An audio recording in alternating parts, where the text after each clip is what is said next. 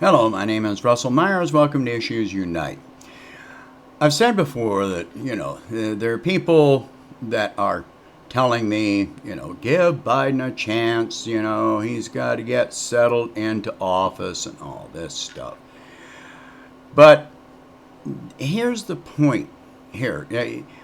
Biden doesn't need to get settled into office. He has no learning curve here. He has been in high public office for the last 47 or 48 years. He was the vice president for 8 years. He has no learning curve. Yet he has got, even if he doesn't have his cabinet in place, he has got a number of corporate and defense, warmongering advisors that he has known for many years and for decades in many cases.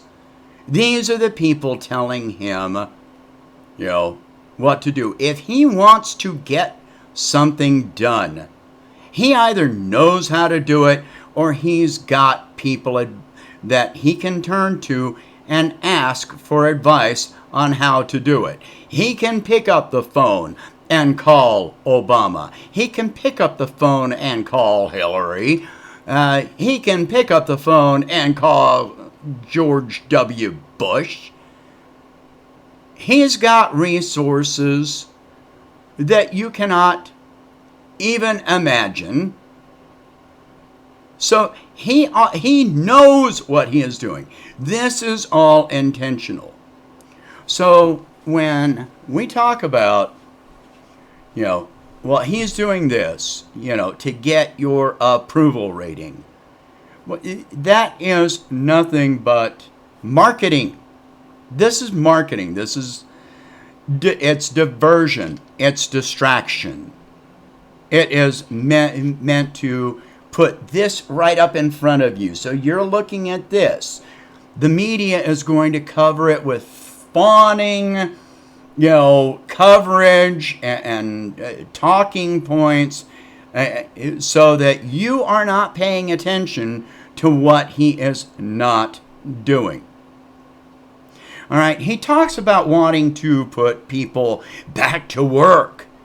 Okay, well, corporations are laying people off, and there are so many new unemployment claims, and Macy's closing 45 stores, Family Video 250 stores,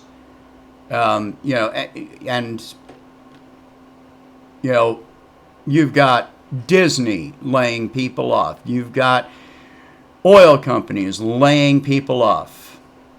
You've got airlines laying people off. Oh, no, we'll keep them employed if you give us, more billions. But they don't tell you that most of those billions don't go to paying wages, to preserving jobs. What most of the money handed to the corporations go to is paying out dividends to investors and to buying back stocks, causing the stock market to go higher and higher and higher, while the Federal Reserve is buying up junk bonds, bailing out the repo market, and buying up, mortgage-backed securities at the rate of $180 billion a month to prop up the real estate market. So you're being diverted. He talks about $2,000 stimulus, and it gets cut down to $1,400, and then that gets pushed, and he says that's going out on day one. And did it go out on day one? No. Now it's been pushed back to March or April, and he has signaled very clearly that he is willing to negotiate down on that. So even if that 1,400 ever comes, which has already been reduced by $600, if it ever comes, it's going to be marked down and cut down and reduced and so forth. Let's go to this stuff about the unemployment claims. Again, I go to the source here. All right, so this is from the Department of Labor. All right, so in the week ending January 16th, the advance figure for seasonally adjusted initial claims was 900,000. Okay, we go here. For the week ending January 9th, the revised rate was, excuse me, I'm in the wrong place. The previous week, okay, ending January 9th, it was revised down, and you'll always notice that these numbers are revised down, but never revised up. So it went from 965,000 to 926,000. That's in a 2-week span. That's over 1.8 million new unemployment claims. So, and this is seasonally adjusted. So, then you're going to look at, seasonally adjusted insured employment. And advance number for the week ending January 9th was 5,054,000. So, now let's go down here a little bit further. This is not seasonally adjusted. I just want you to look at, here's the seasonally adjusted. Look where that line is. Now, not seasonally adjusted. You see where that is? All right. So, not seasonally adjusted, 960,668. That's for the week ending January 16th. All right. So that's for the week that says, the 900,000, not the 926,000, 960,668. All right, so, and the week ending January 9th, all right, 5,563,048. All right, so this tells you something, yeah, and the seasonally adjusted, this is ongoing employment right here. That's seasonally adjusted. Look at where that is above the line there. So every time you're talking about more and more, you keep on adding up to this. So let's go to another thing here. This is a civilian, labor force participation rate. All right. So look at this. This starts at 2,000. This is how many people are involved in the labor participation rate. So this is this same thing in a table. December 2000, the total percentage of the population that was involved in the workforce, 67%. And I want you to watch this column as I go down. Look at what this number is doing all the way down here. From 67%, dropping, dropping, dropping. Hits the lowest in April 2020. Right now it's sitting at 61.5%. So between December 2000 and right now, that is a decrease in the labor participation rate, LPR, of 5.5% of the population of the United States. Well, that decrease, just the decrease of 5.5% adds up to 18 million people that have dropped out of the labor participation rate. 61.5% LPR means 38.5% of Americans are not in the workforce. So 38.5% of Americans not in the workforce. That adds up to 127 million. So that is on top of the, 6.8% unemployment.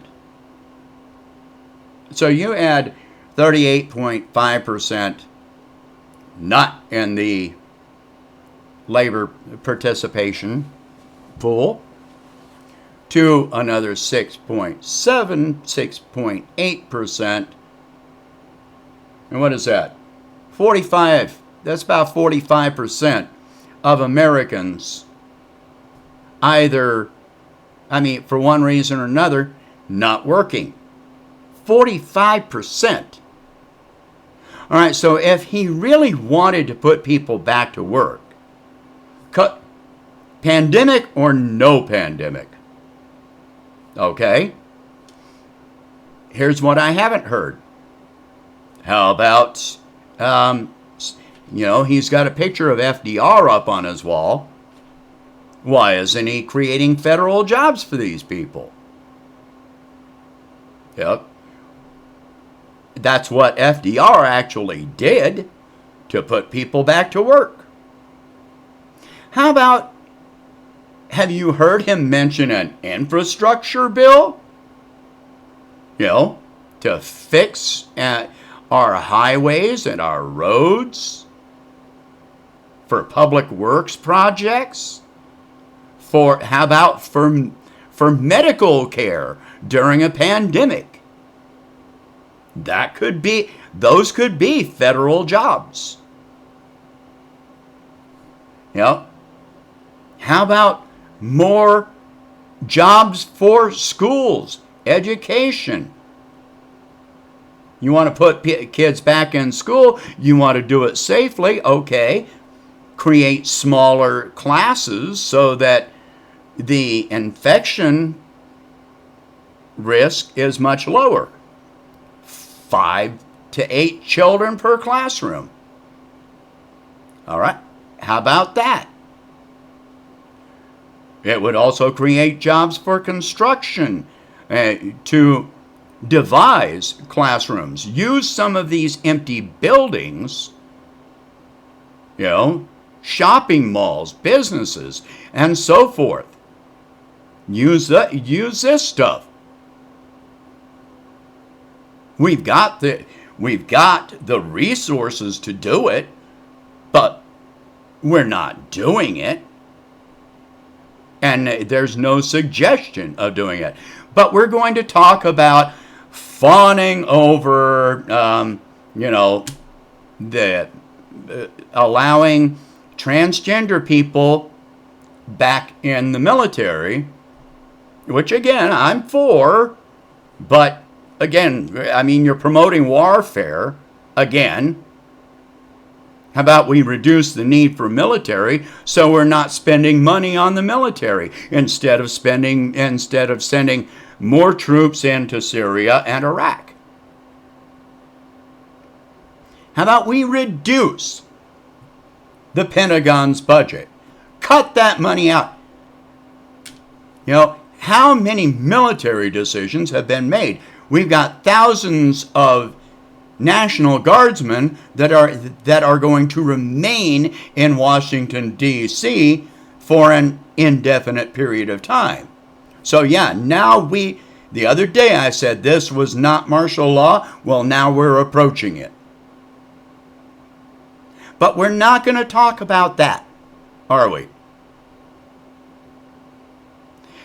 It's time to stop all the praise for things that really don't do that much, that are not helping the economy. They're not giving you medical care. They're not increasing your Social Security. They're not sending out checks to people that are waiting in line for food banks and fear of being evicted from their homes.